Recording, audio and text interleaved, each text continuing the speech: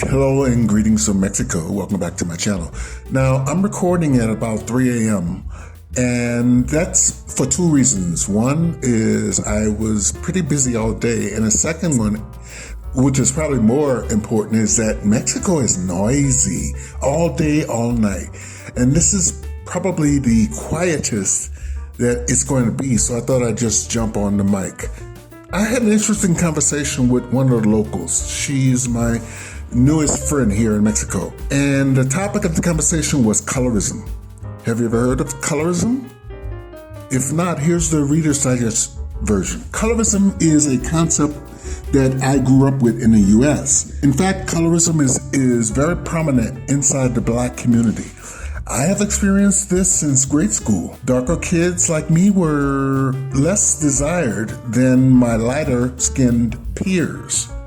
This was especially the case with light-skinned girls. We called light-skinned girls red bones. All the brothers wanted the red bones and all the girls wanted to be like the red bones. I think the idea of colorism comes from wanting to appear like members of the dominant society, if you know what I mean. Many blacks back then, and some today, want to gain favor with and be accepted by the white community. And these blacks believe that the best way to accomplish this is with their lighter skin. The truth is, these lighter-skinned blacks are delusional in my view. You see, despite their lighter skin, they aren't accepted any differently by white society than the darker-skinned blacks. So do a search for one drop, the one drop rule. Do a search for that and you'll understand what I mean. But back to Mexican colorism. When my friend explained that colorism is a thing here in Mexico, I was confused. I said, but you're all brown. I mean, I know that some Mexicans are darker than others, but the vast majority of Mexicans, at least here, have sort of a caramel complexion, a kind of coffee with cream color. But my friend advised me that colorism does indeed exist here in Mexico. And like most dirty little secrets, Mexican colorism, it's understood, but never openly spoken about. In fact, it's about as tolerated as the ever-present rooftop dogs.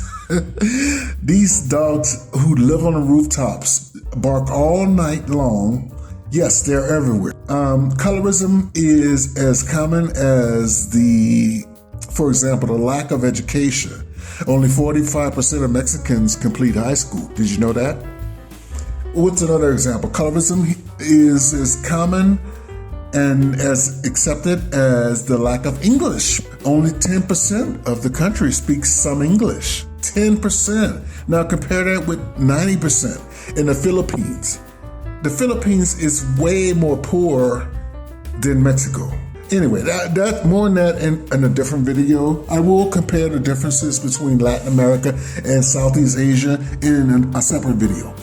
So subscribe if you'd like to see that. During the conversation with my friend, she shared a personal example of colorism. Now, mind you, this woman is beautiful. She has long hair, lovely eyes, and a big, beautiful smile.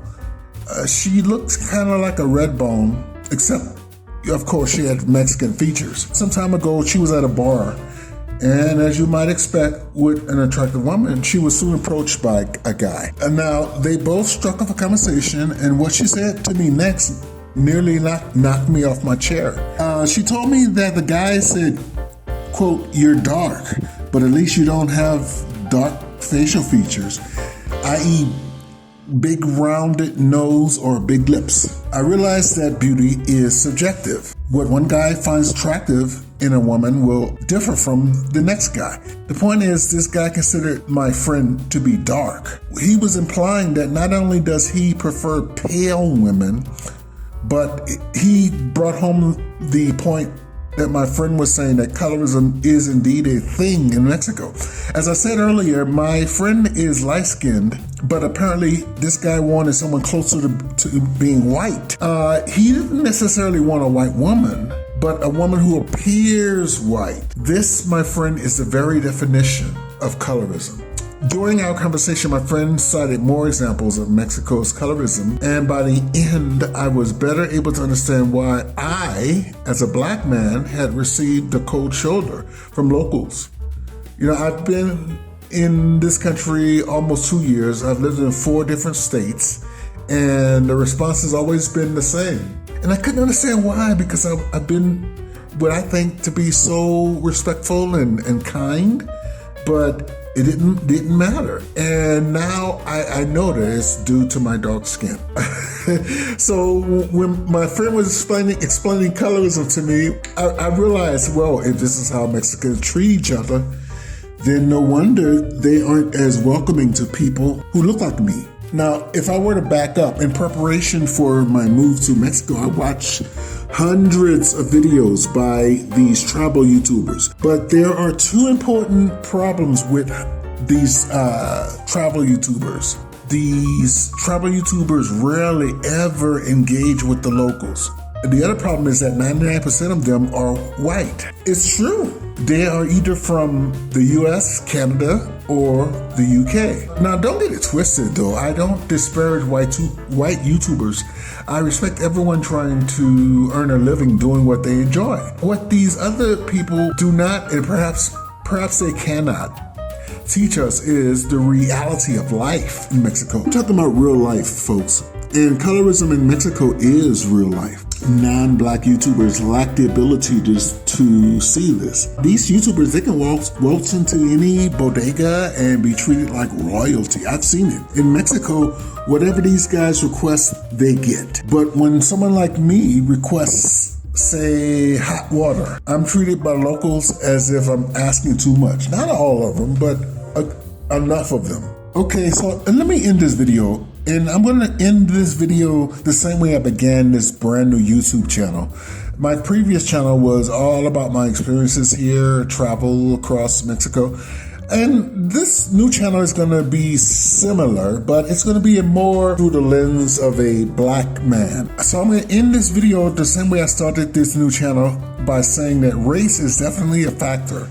In fact, race is the primary factor in how you are treated, not only in America, but in the rest of the world.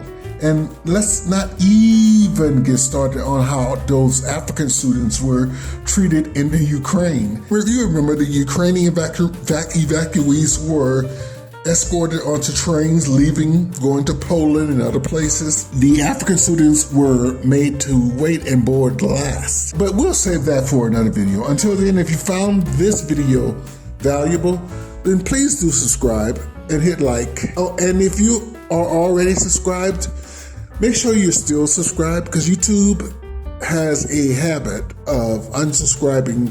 It's not just my channel. I heard this from many different channels. Okay, till next time. Cheers.